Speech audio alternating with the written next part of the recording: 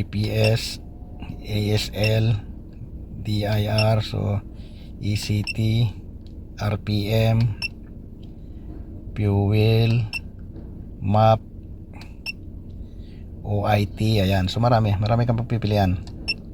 Ayan, may mga iba-ibang mukha. Ayan.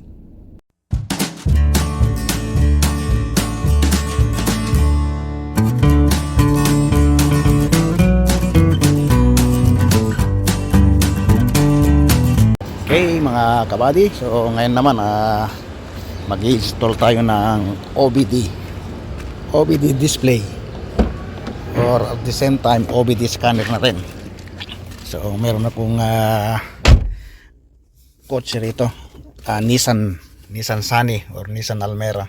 Yan. So 2022 model to, kabibili ko lang. Ang problema nito, wala siyang temperature gauge, kaya hindi ko nalalaman kung ano na yung temperature niya, dahil ng engine coolant temperature or oil temperature, ganon.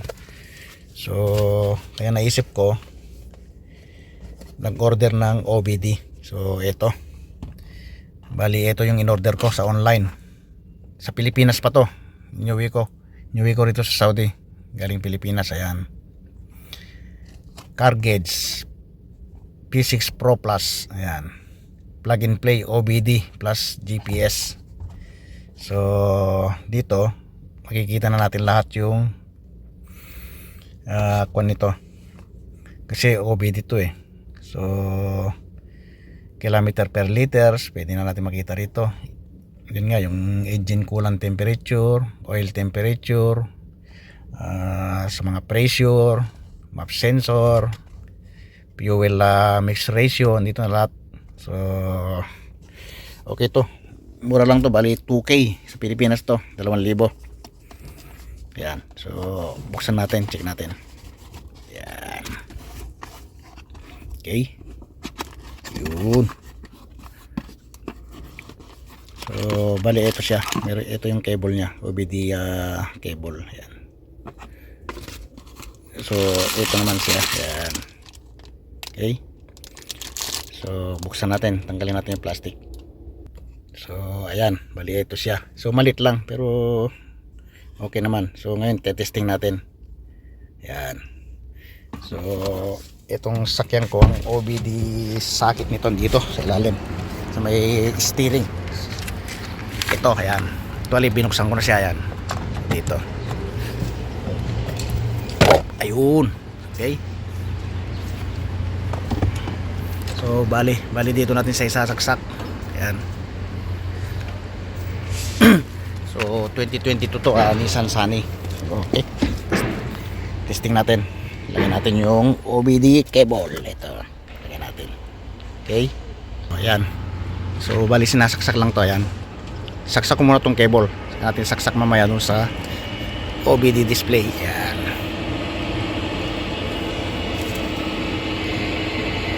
So bali ito yan,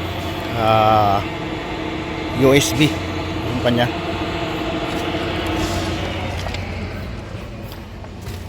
So isaksak natin ngayon dito. Yan.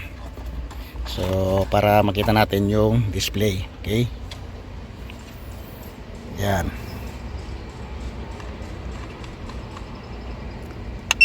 Ayun, ayun siya. So meron kang pagpipilian. Ayan, Pro or OBD. Yan. So nasa OBD siya. Yan. Okay, so tingnan natin.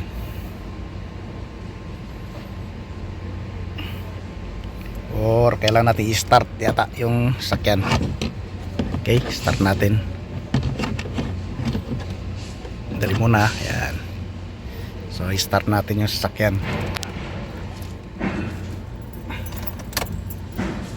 Natin. Yun, start na. Start na siya, pero hintayin natin. Nagre-read pa siya. Okay. Ayun, okay na.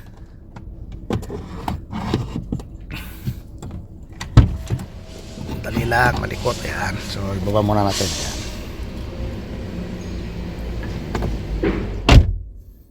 So ayan. So okay na siya. So ngayon meron na siyang ECT. Ayan, engine coolant temperature. So ayan, naririn na niya. So ito naman yung RPM. So revolusyon na natin. Ayun, okay. So kilometer per liters meron siya, saka yung voltahe. Ayan, volts. So nalalaman na rin natin yung voltahe ng battery. Okay, ayan. So maraming kwanto yung alam ko eh. Ayan, so meron pang marami siyang tawag nito. Ayan, so pwede mong iba-ibahin, magsisilik ka lang. So ito yung sa OBD nya. Okay, return. Okay, yan.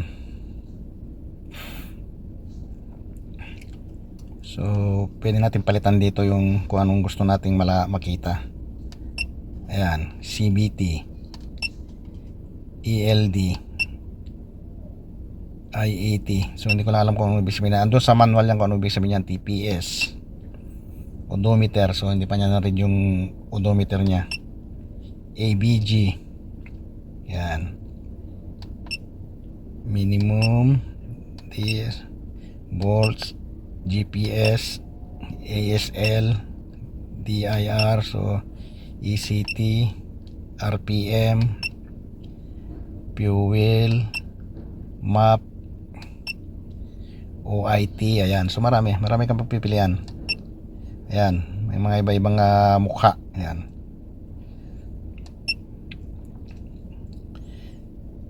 So meron na rin siyang temperature. Actually kagagamit ko na ito sa sasakyan, kaya mainit siya. Yan, almost kalahati na yung temperature nya. So ECT nya is 91. So pandarin natin yung aircon. Ay, okay. Yan.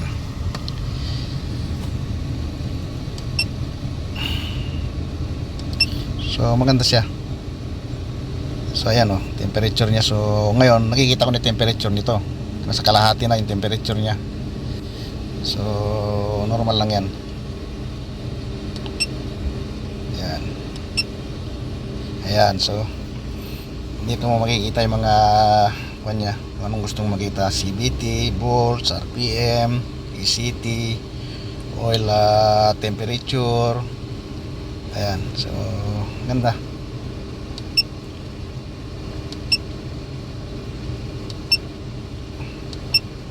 Ayan, so ito yung mga kanya. So kung meron siyang kwan, makikita mo siya.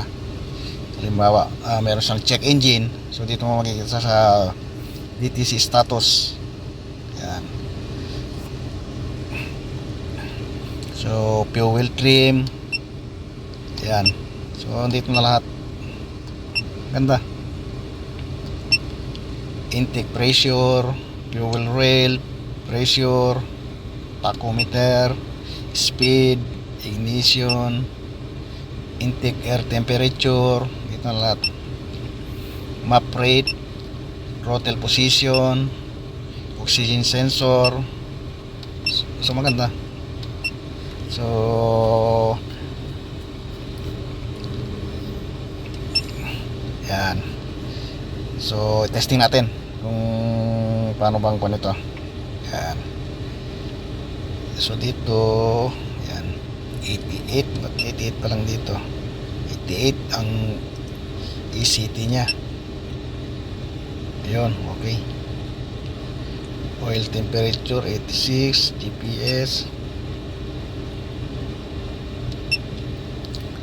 So yan, ganda. Ito display ng Honda, parang sa Honda tong mga ganitong display.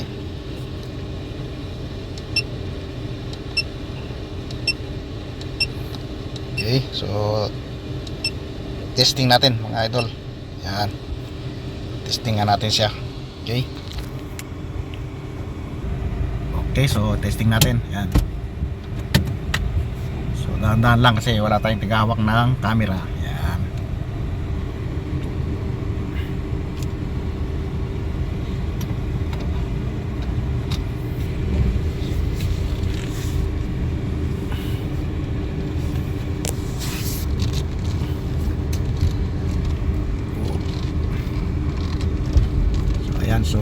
gumagana naman yung taco. Ayan. Okay, so ayan, so far maganda naman. Ayan, ayan.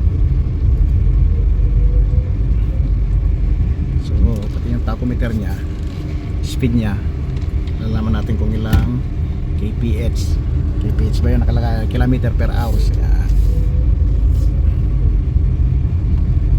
Okay, so maganda naman. Ayan.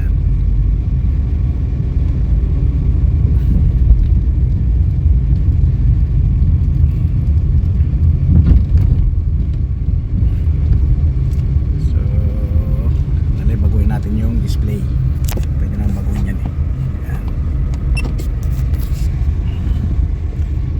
Yan, okay.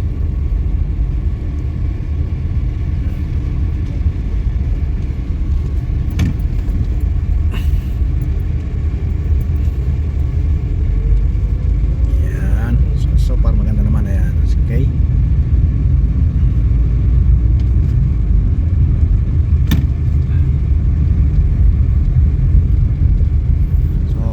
Same lang sila rito. Ayan, so 20, so doon naman is ganun din, 23. Ayan, so dito almost ganun din.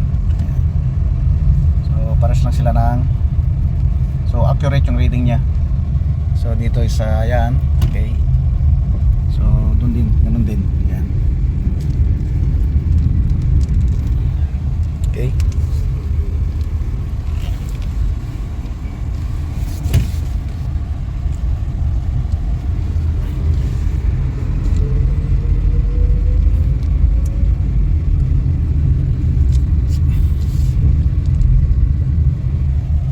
Maganda, so accurate siya.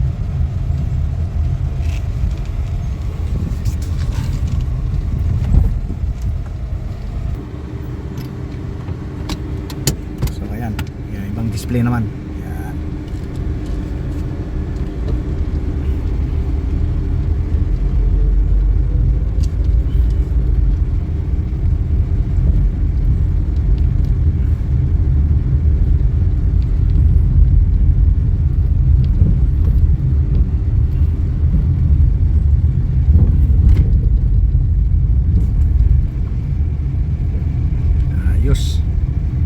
So maganda siya mga kabady. Okay, so additional, wala tayong tiga video eh, kaya ganyan. Okay, so ayun, nakikita rin sa yung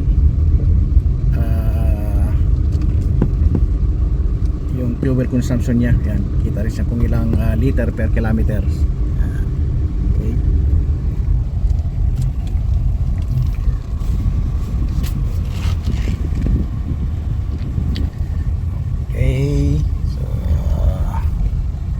Lang mga idol, so far okay naman.